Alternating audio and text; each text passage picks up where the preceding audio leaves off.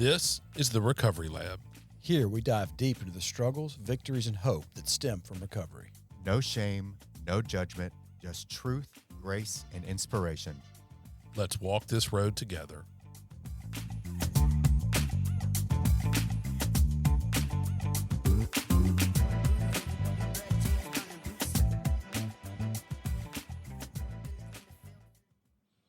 Hey guys, welcome back to Recovery Lab. This is episode 143. My name is Brynn Knox. I'm David Sugg. I'm Daniel Anderson. And we have a Ruth Ann Rigby recommended guest today that I'm really excited to get to know, Stephanie Hathorn. Welcome, Stephanie. Hey, Stephanie. Hey, Stephanie. Hey guys. How are you Hey. today?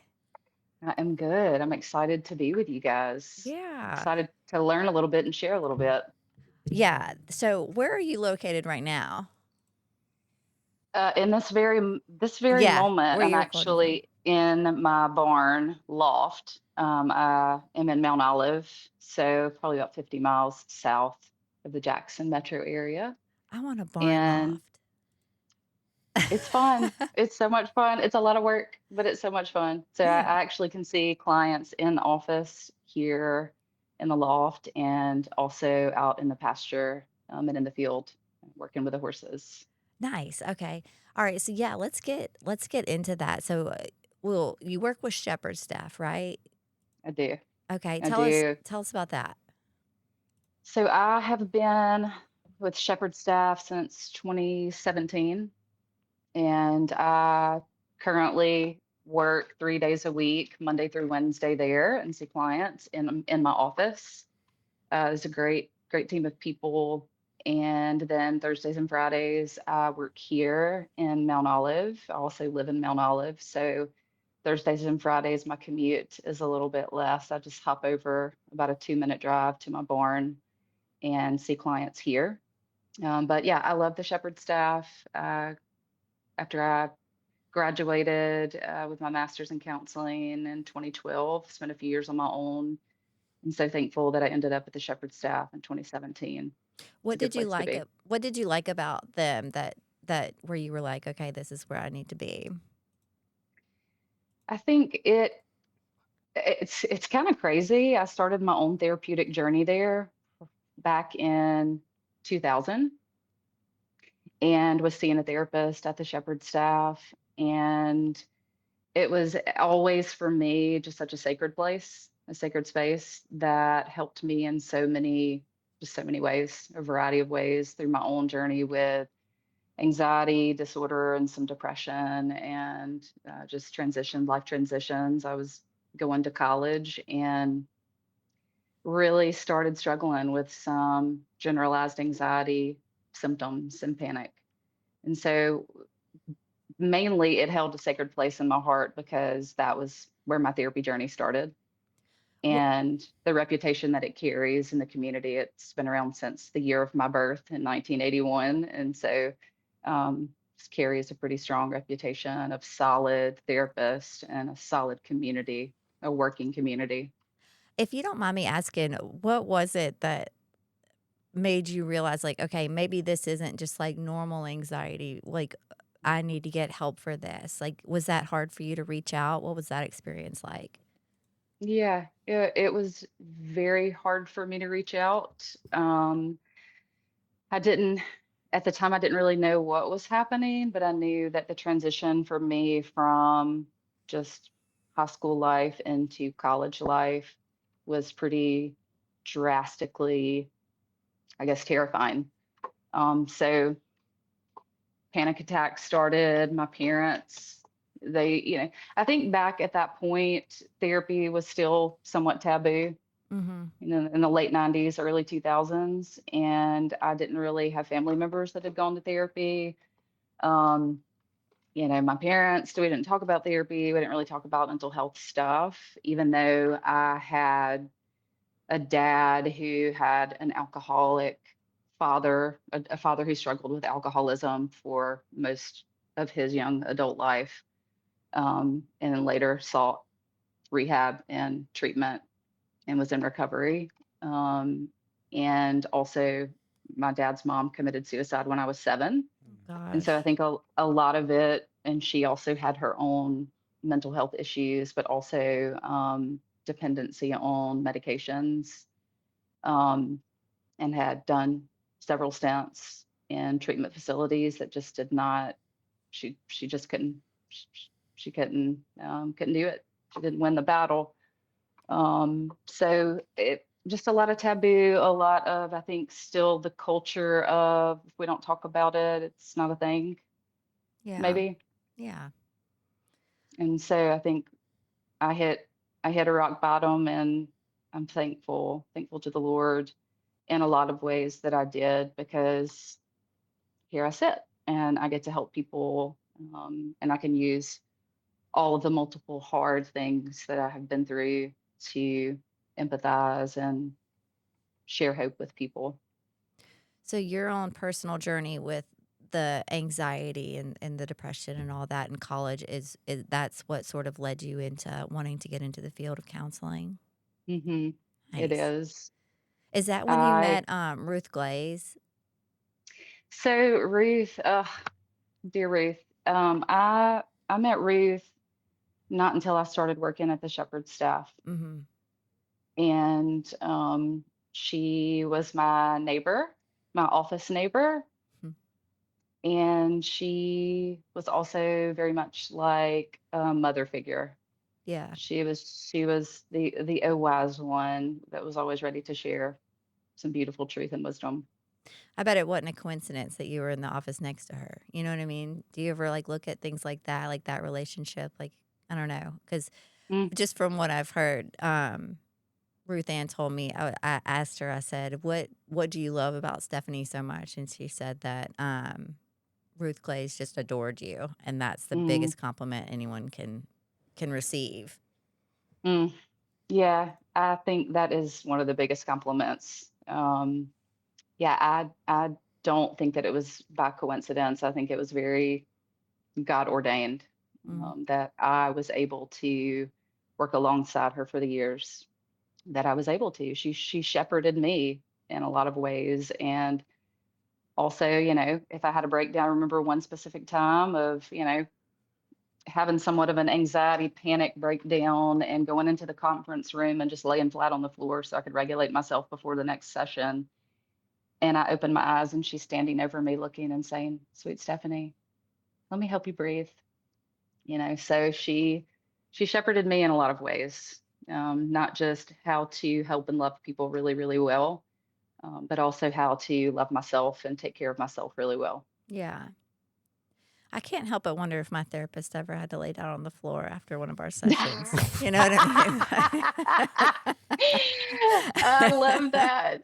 We we are people too. We mean? are people too, I right? love it. That's so good to know. You know what I mean? Yes, absolutely, absolutely. And we go to our own therapy. I'm an every other weeker, Yeah, every other week I'm like, "Hello, therapist. I am here to it's share all of the wonderful. things."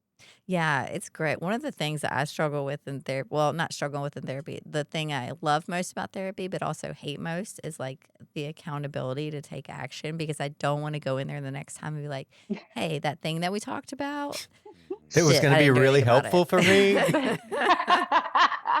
But I find That's myself doing that a lot. Like I don't want to go to my next session because I was supposed to do something and I haven't done it yet. Hopefully Jerry's not that's listening. relatable. So relatable. David, Very relatable. you go to therapy, right? Yeah, yeah. Doing What's some work. what's your experience with it been like? It's been good. I have a little bit difficult time getting stuff out in some of I think the traditional methods. I've been doing like some tremor response work, so whatever that is, the tremor therapy. Wait, But what's that? that's where you get in a position and you initiate this certain movement that starts just I can't really even describe it. It's I can't remember tremor. I mean, you might know something about it, but anyways, that's you get into like this a certain position where your muscles start to spasm and Mm, it begins to cause just basically semi-controlled but uncontrollable tremors. That is a good way to get out trapped trauma. wow. Interesting. Yes. Okay. So some talk therapy, I mean, to kind of get the thing going, but I mean, You got to do that different stuff, I huh? do like it. Yeah. I come out feeling different. Well, Uh, speaking of different stuff, Stephanie, you do equine therapy. mm-hmm. Do you say I equine or do. equine? We were having this discussion at lunch like a month ago. Yeah, I think I go country with it again. I go equine. I draw Equine. that E out. So you can say to you, it sounds a little bit more lovely when you say equine. Um, yeah, David, equine therapy might be good for you. You should come and Yeah. visit and just see what it's about, right? Okay. Tell me. Sell me. Yeah, so equine assisted psychotherapy is the model, and the particular certification that I have is through EGALA. Don't ask me to remember what those letters stand for, but it's great. It's a great association, great model. Everything is non-mounted. A lot of folks think that we are there initially before I educate some. They think that they're coming to ride horses. We are not a therapeutic riding Mm-hmm. facility, and this model of equine therapy is all non-mounted. So you are feet on the ground, and it is an experiential model, very somatic in nature, and What does that mean? Experiential model, like that's like you're just physically doing it. Is that what that means?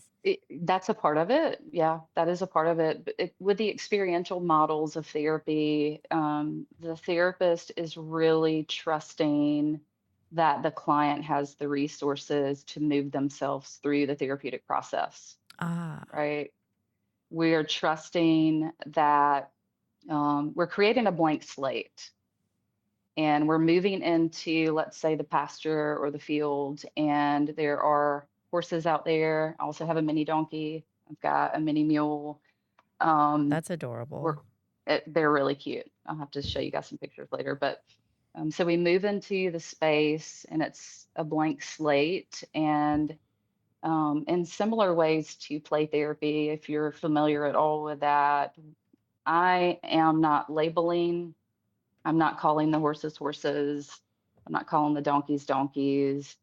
I am remaining very clean, very clean language, because what I want the client to do, this is the experiential nature of it, I want the client to start projecting themselves, their story, their narratives, their traumas, family members, relationships into the pasture, onto the animals. What do you? Okay, go a little farther into that. Talk to me like I'm 4. Okay. So basically, I'm going to walk into the pasture Mm-hmm. and I'm going to take a client out there and I'm going to say, similar to play therapy, and there are other experiential models too, but I think a lot of people are familiar with play therapy. I'm going to walk out into the field and take my client, and it would be me. And also, I'm the mental health professional and also a horse professional, because we're a twofer, there's a team. And I'm going to say, all right, hey, welcome. What are your goals for today? Let's What say do they usually say? somebody may say, if it's a first time session, they may say, I'm really struggling. I'll use an easy one here. I'm really struggling with boundaries, right? Not easy in its work, but easy and just we'll grab that one. Mm-hmm. I'm really struggling with boundaries. And so I will say, I'll give a send out. I may say, okay, so you want to work with boundaries. That's what I'm hearing you say. I'm going to send you out into this area, to this pasture, and I want you to notice what boundaries you see. Okay. So send out, give them a little time to interact, engage, or not, just to observe. Like Right. physical And boundaries. then and again, we're leaving it really wide open, really some people can get frustrated with it because it is so broad. The nature of it is so clean. I'm being really clean with it. Like, you go out and you see what you notice with boundaries. Okay, It's very non-directive. got it. Okay, that makes And sense. even if somebody gets frustrated, that's grist for the mill. That's something that you can work with, right? Mm-hmm. So I will call them back and we will say, what'd you notice? What'd you notice in your body? What did you notice in the fields? What was happening out there? What was happening in here inside of you? Right. Can I ask you a question? Mm-hmm. Sorry, I have so many questions. um, Yeah. okay, when you ask, like, what do you feel in your body? Where do you feel that in your body? Is there a right Mhm. answer? Because I always struggle with that question. Never, What's it? never a right answer. What's a good answer? I don't think there is a good answer. I hear a lot from clients, and I feel this myself sometimes. If my therapist asks me, I don't know how to answer that question. Mm, And I think the encouragement that I give is, what you're asking is there is no right or wrong answer, right? What do you notice? Do you notice sometimes I'll lead a little bit more? Do you notice any tension anywhere? Do you notice any tightness? Do you notice any certain emotions or feelings coming up? Do you have any thoughts that are maybe popping into your mind or on repeat? Are you curious about anything? Right. mm-hmm. Okay. I got a question. And that So, I'm sorry. So what is it about horses that make them so wonderful with this kind of therapy? And like, mm, go dive into that a little bit if you don't mind. absolutely. It's so wild to me. I've questioned it so much when I was in grad school. Can I give a little bit of a back? No, Little. you have the complete floor. Okay. Okay. I'm Little bit of a back. super curious about this. Okay. Little bit of a backstory. When I was in grad school, I think it was 2011, I had done a paper, and it was my focus was a portion of my focus was on equine assisted psychotherapy because I just literally saw an article and I was like, that's interesting. And so I thought, this sounds really, I don't know about this. I just don't know. I had been a math teacher, which is really wacky. For 6 years, I was a school teacher before I went back, and actually utilized my psychology What bachelor's. grade did you teach? Uh, fourth, fifth, and sixth. Oh, Sounds terrible. Yeah, continue. it was rough. But after seeing this article and reading it, I thought, I don't know about that. And then again, I think like this God ordained moment, a connection was made between my husband and a guy that he was cycling with, who had a facility, an equine assisted psychotherapy facility in Florida. And he invited me out. I was still in school just to kind of see what they do. And I was nervous and scared. And it was interesting to answer the question that the horses seemed to match that. And so, why are horses so powerful? Well, they don't respond with words, they respond to the actual moment in the actual moment. So it's very present time feedback that you're getting, right? They are prey animals.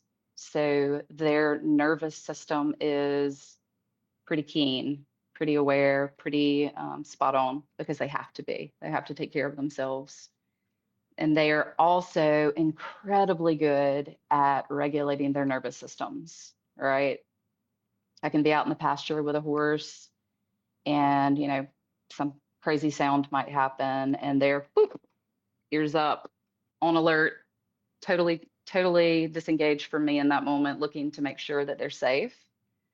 And then, they're looking around, smelling, making some noises, and then boop, head back to me, getting some pats on the ears, or head back to the grass and they're eating. So they move in and out of their nervous system states just really quite fluidly, in my opinion. Um, and also, you're getting honest feedback. So if I go out into the pasture and it's proven itself time and time again, and I am anxious or irritable or whatever, some different feedbacks that I might get. I have one horse that if I'm anxious or irritable, he's going to come and he's going to lay his head on my shoulder Oh, and he's going to be with me and he's just going to be breathing. It's wild. It that's sounds wild. crazy. It's beautiful. I have another horse. If I approach her and I'm anxious or nervous, and she kind of makes me anxious or nervous because I love her, but she has a little bit of an attitude. Um, she's gonna throw her head back. She's gonna run away from me. She's not gonna stand present with me, Mm. right? And so if we're taking that, if I'm the client and we're putting me in the position of, in a session with what I just told you, that gives me a lot of real-time feedback to just reflect on with the client. Like, I wonder what's happening there, right? I wonder what this animal's nervous system is doing and what your nervous system is doing. How would you want that to be different? When have you felt this before in the past, right? Does that make sense? No, it Yeah. does. It's just Yeah. amazing. Like I'm just kind of sitting here like in awe of like that an animal can do that. You know what I mean? So, Mm-hmm. all right. So, like a lot of this, the horse is reacting to like our emotions. What happens when somebody's coming in and they're there because they want help, but they're not really being honest with Mm-hmm. themselves about like their emotions and what's going on in their life? Like, what is what does the interaction look like when the horse like really understands that this person is not being honest with them and with Mm-hmm. themselves? Like, how does that change the interaction between the horse and the patient or client or whatever you want to call it? Yeah. Yeah, that's a great question. They recognize the misalignment so well and again so keenly. I have had, I've had a client who has come in before, and I'll change a little bit of the details, but you know, maybe one that has worked with boundaries. And she has stated up front, I want to work with boundaries, and this is really important to me. I'm having struggles in my friendships, and I feel like I'm giving and giving and giving, but I want to gain more of a voice, and I want to use my voice, and I don't want to be run over, and yada, yada, yada. Um, so she is working with one of my horses that is the top of the herd. He is the biggest horse that I have. And that's the one that she's drawn to immediately, right? And he's also very handsome and just really fun. And, a lot of people are drawn to him. So she is, as we're working, she's verbally throughout a few sessions telling me, I am doing this better and it's translating to outside. But I'm noticing that this particular horse is really pushing her boundaries, right? And she is allowing him to, nip at her pants or pull on her shirt, or he's taking his head and he's budging, butting his head against her hands pretty consistently. And she's just kind of giggling. And um, in the moment, I'm saying, well, I'm hearing you say that this is translating outside of this space, that you're able to set boundaries and take care of yourself. But in this moment, I'm wondering what's happening, Mm. right? The horse is showing us something. And it was in that moment, that she was able to start saying, well, I think there are a lot of ways that I'm still allowing others to really just take advantage of me. I'm being a pushover, and I think I really want to. It was really incredible. There's a lot of awareness and insight. I think I really want to start setting boundaries with this horse, right? And so next time she came back, we are the facilitator, me specifically, as well as the horse person that's with me. Um, we're working on, okay, how do you set a boundary with this horse? What does that look like? Well, I want to not work with him in session today and see what happens. Right. And I'm really pulling on her strengths, and I'm really following her lead with what she wants to do in the session. Right. I Mm-hmm. want to know what her choices are. I want to empower her because that's one of her goals, is to use that voice. And so she's not working with him. She's choosing another one to work with. Well, guess who's coming over? Boop, boop, boop. Here comes the horse that's really been challenging her boundaries. And so one of her ideas was, I want to halter him and I want to tie him up. And that was a pretty fierce boundary for her because Yeah. she really loved this horse and really was worried about him not liking her or being mad at her, right? So she tied him up, and he stood there for a while, and she got to branch out and go and be with the other horses in the pasture. And that was a fierce boundary that she set. All right. And then fast forward, towards the end of her therapeutic journey here at the farm, uh, the most beautiful picture in my mind towards the end, she's, sitting on the ground, and that horse that she could have never sat on the ground with because he would have been pawing and licking and nipping and all of the things. He just took his head and rested it on the top of her head, and she closed her eyes and he closed his eyes and stood there. Hmm. It was like this mutual, I'm asking her what just happened. And she's like, it's a mutual respect and love for one another, but also a mutual understanding that we have to respect each other and our boundaries, right? And so much of this, she is creating this narrative. She's putting words to this narrative that is happening. And I think that's so much of the beauty of this. One of the most beautiful parts of this model is just pulling from the strengths of the client and allowing them to create the narrative and to feel empowered that they have the abilities to heal and work on their goals and achieve their goals. You mentioned trust. Like, what role does trust play in equine therapy? Mm. I think first and foremost, maybe this is obvious, maybe not, but first and foremost, there has to be a significant amount of trust with me Mm-hmm. and my horse person who's working alongside me, a horse professional. And then there also has to be a significant amount of respect and trust with the horses that we work with, right? So first that. When I was doing the training, I initially did training back in 2014 and 16. And then when I actually got my own horses and started doing this work a couple of years ago and did my own training, that was something I was really fearful of. I was like, I don't know what I'm doing. How do I do this? I bet that was And overwhelming. oh, so scary and so overwhelming. And a horse professional told me at one of the trainings, she was so delightful. She said, you know your horses. Trust your horses, know your horses, be mindful of their behavioral patterns. Like that's where you start, right? And so I think it's okay, and it's actually pretty normal for my clients to show up and really not trust the process or trust what's going to happen or trust what is happening or may happen or even trust the horses, Yeah, there's probably a right? lot of skepticism, huh? Hmm. A lot of skepticism, which is fine.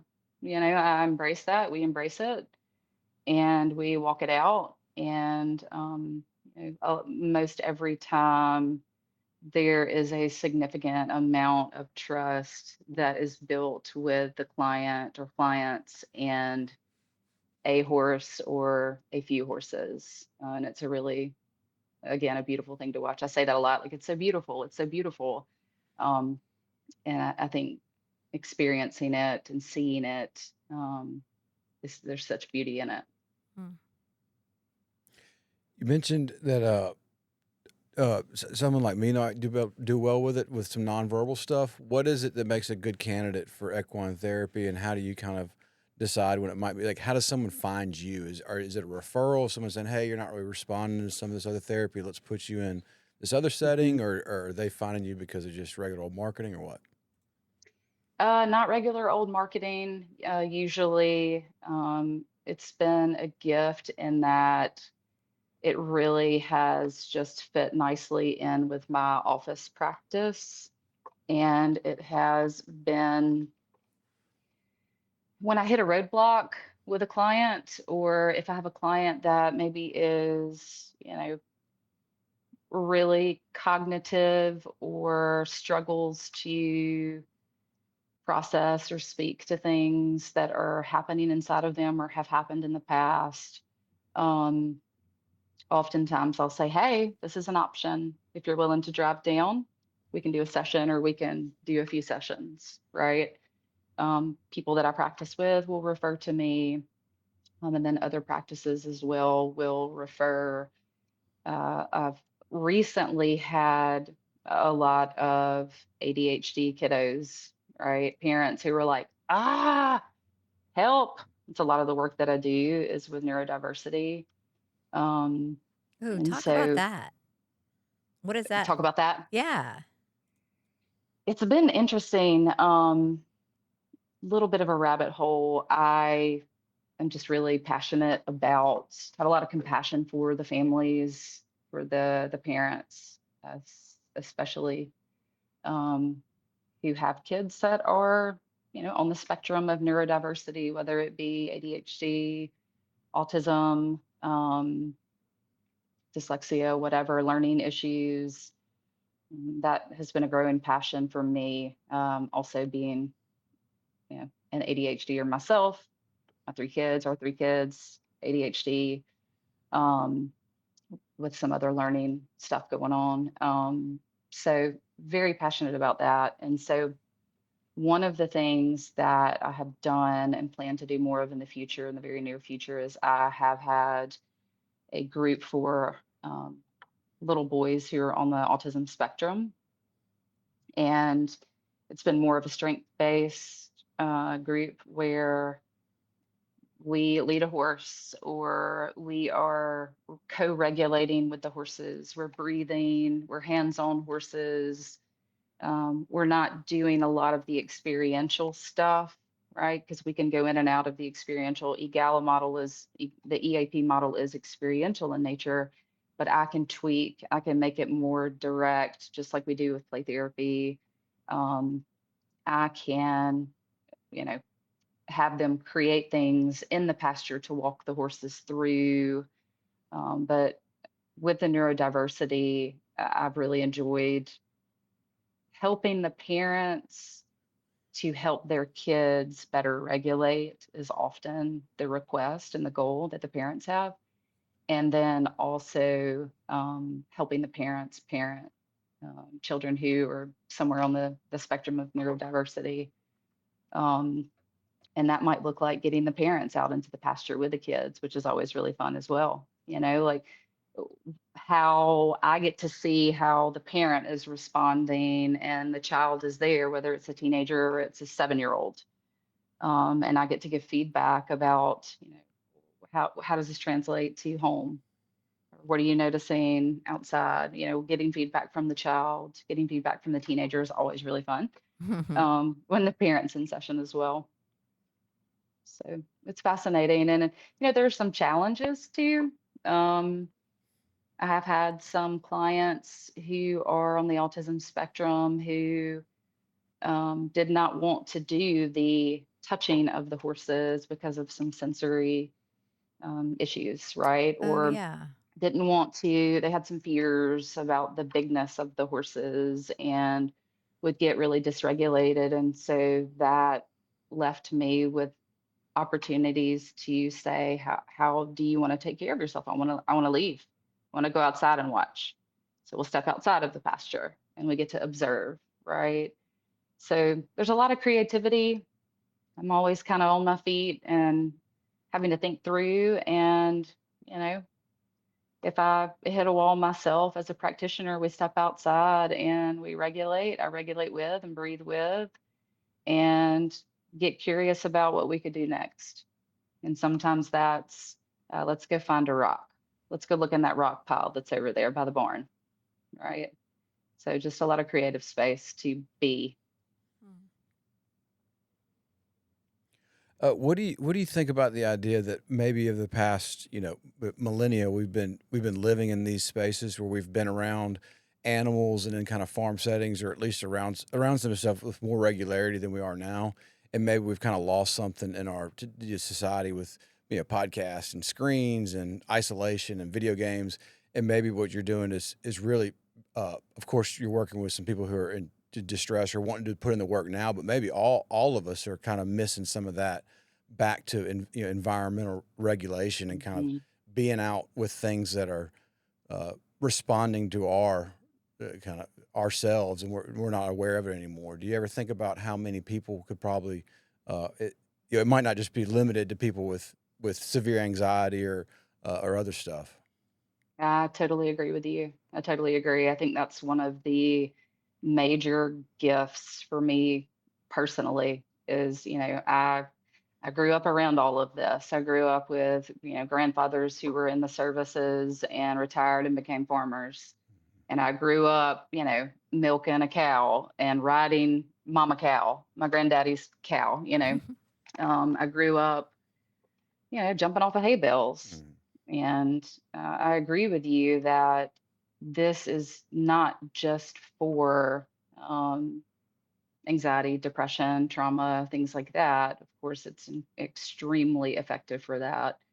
But I think we are missing the grounding of nature on the day to day, the grounding of animals, the grounding of the sunshine and the grass under our feet or the dirt on our hands.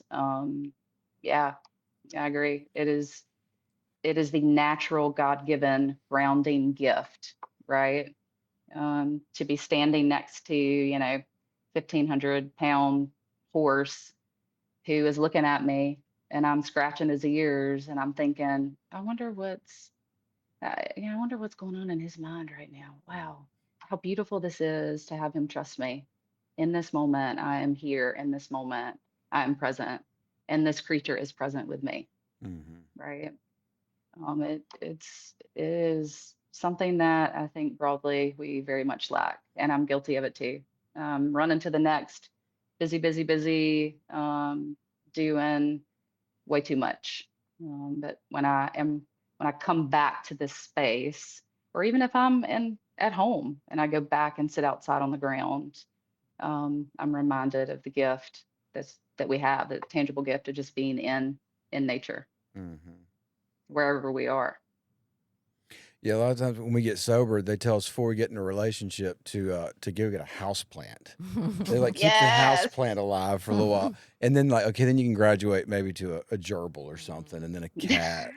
But taking care of animals and stuff is just a great way to learn things about ourselves. It's just really difficult to do when you can, I don't know, you can get attention from people in other ways that you just can't get from the animals. You got to really take care of them, and they know when you're full of it. They know when you're mad.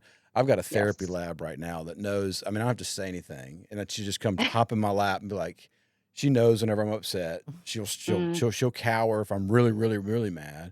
And I start regulating just because I know, like, okay, I need to chill out. I need to reset, because you don't want to piss off. You don't want to hurt your lab.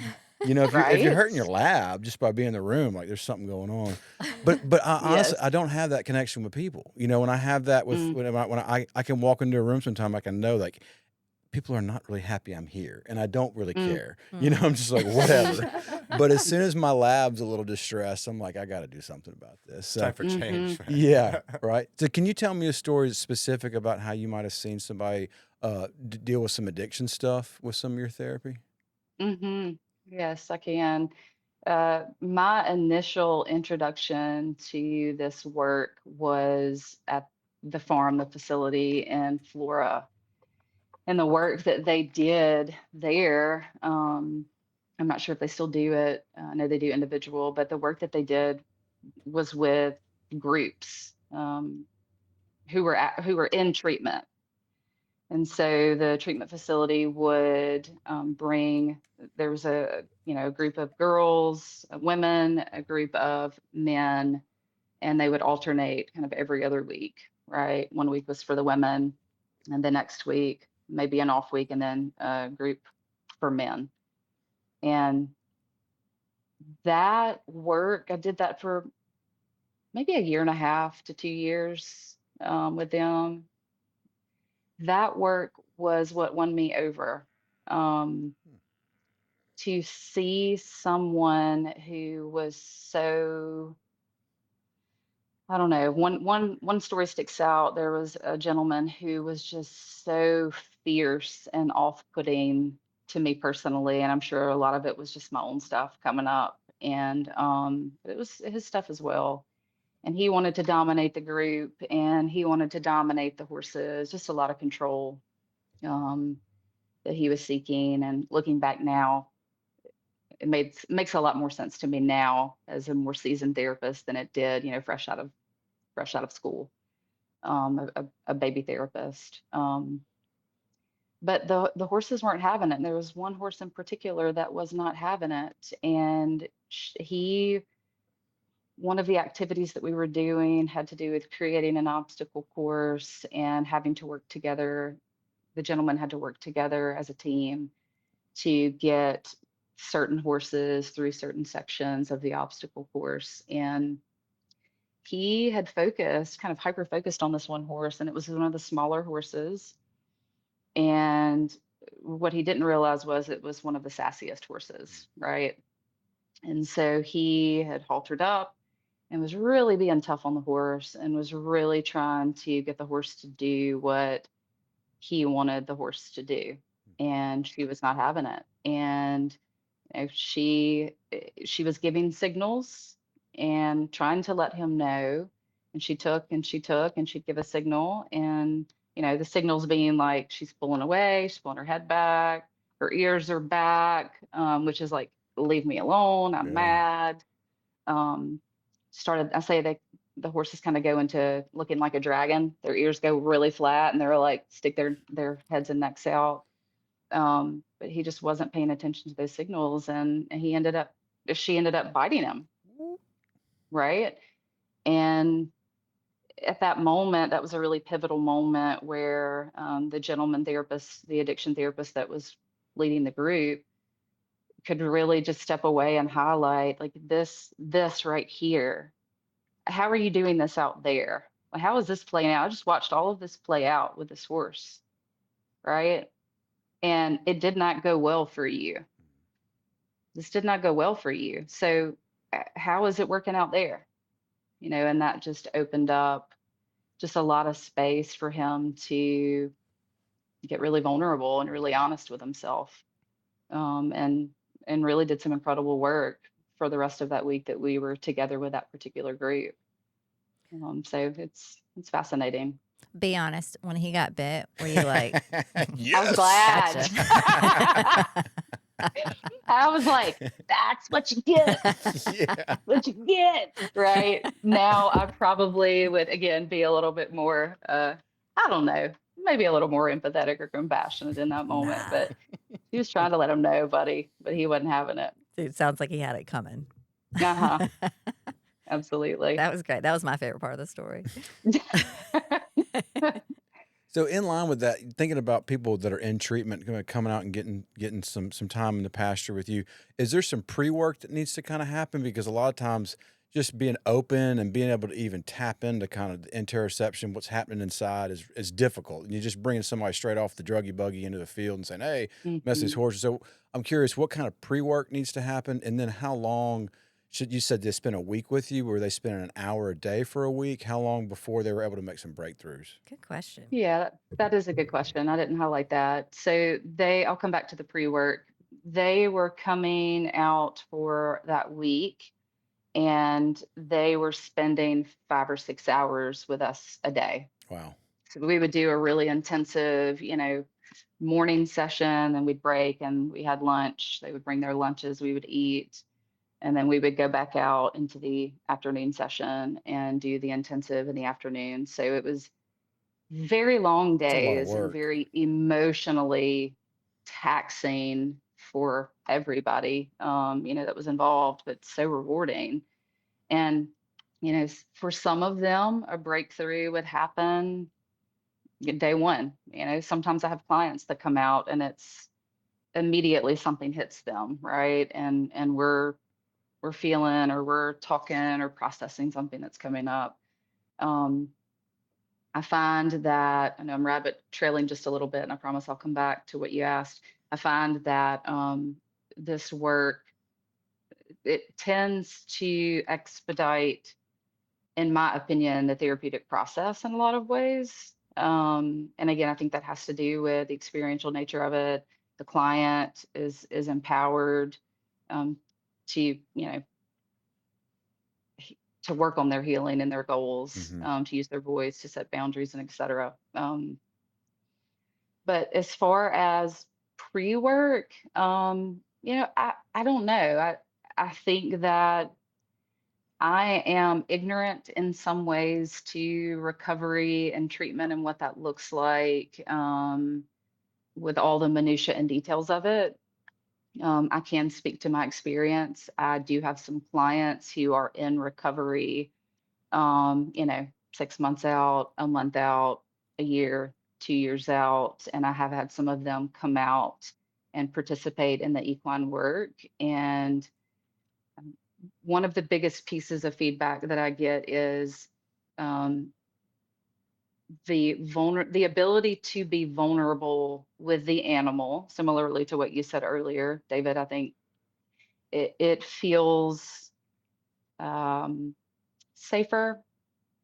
It feels more powerful to start there, and then to be able to take that outside of this space, the equine space, right? So I'm not really sure how to answer the question about the pre-work or what might need to happen beforehand. But a lot of my folks are plugged in to, AA or NA. They're staying tied to community and their sponsors, and some of them are, doing ice plunges and other somatic work in a variety of places around the Jackson area. And this is a great add-on to the talk therapy and to all of the other stuff, to keep them, again, to use the word grounded, and to keep them honest, and to keep them accountable, and to work through a lot of the hurts that are deep down at the core that led to them using in the first place. That's super cool to hear you talk about it. I don't know that I'm kind of remiss that I never had the opportunity to go do it. I know we need a Yeah, field maybe we trip. should get out there and get some. Field trip. Yeah. And So if someone is listening and would be interested, me and Brynn, Mm-hmm. how would we do? How would we go about doing that? Is it a cash pay? Is it insurance? Do we book online? Tell us what the process might look like. yeah, you can actually schedule through, if you call the shepherd staff, you can schedule through the shepherd staff. Kim or Judy, who are the office managers, they can get you scheduled. The shepherd staff in Flowwood, Okay.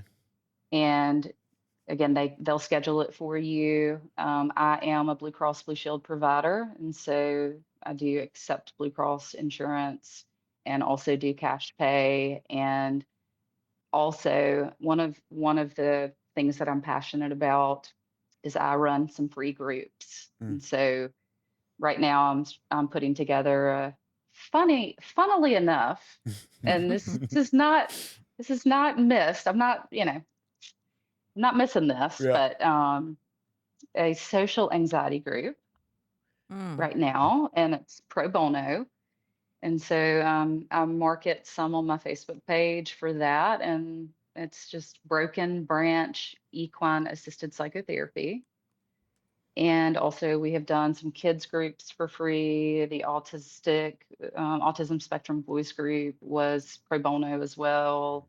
I've done a skills group for little girls, just life skills. So cash pay, insurance pay, and then sometimes, again, my way of giving back and sharing this beautiful model is I like to keep some sort of a group going that is free for What's a people tip? to see what it's like. What's a typical initial session look like? Is it like an hour, hour and a half? Because it seems like, I mean, with it being a big kind of outdoors, I don't know, hmm weather permitting kind of thing. I'm just hmm curious, like what's that look like? First session, every session typically is about an hour, hour and 15, sometimes hour 30. Hour 30 is kind of the sweet spot for me. Yeah. You've got time, like you said, you're outdoors, kind of start upstairs. Do we need a ball cap? Do we need some water? All right, let's go down into the barn. Let's get our stuff and take it out into the pasture. If it's raining, we'll be in the barn doing some grooming of the horses and some regulating there, some meditation. So hour and a half.